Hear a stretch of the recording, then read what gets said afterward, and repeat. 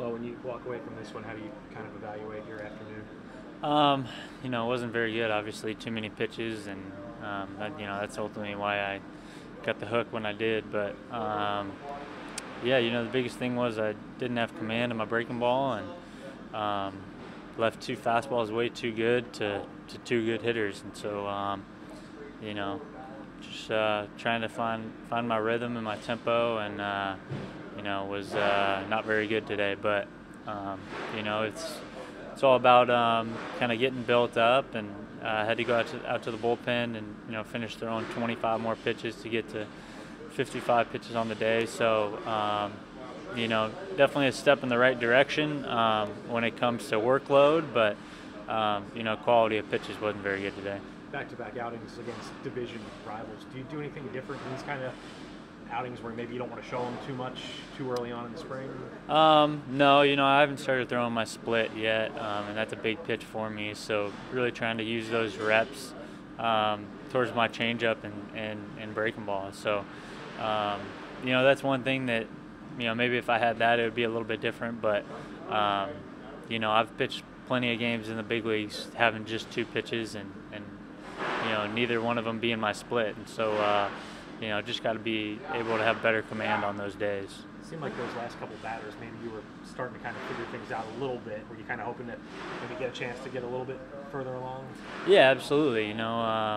Like I said, the biggest thing right now is getting used to up and downs, and I haven't had one in the game yet, so that's something that going forward, I definitely need to get a couple, obviously before the season starts, but felt like I got in a groove, but was just a little too late, and did a pretty good job of getting first pitch strikes, but then kind of went right back to 1-1 and 2-1 counts, and so when you're not sharp and you have those days, sometimes you can get yourself in trouble.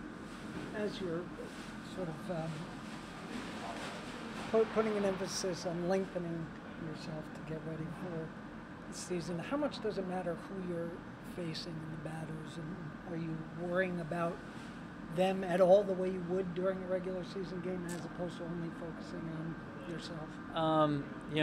That's the big question mark is, do I pitch them the same as I would during the regular season, or do I not want them to see that? And so that's kind of the $1 million question, and this is my 7th spring, and every year it seems to be a little bit different. So it's one of those things I definitely pay attention to who's in the box, but at the same time, it's not going to steer me away from what I'm trying to work on. What can you say about the groove your left fielder is in here these last couple of days?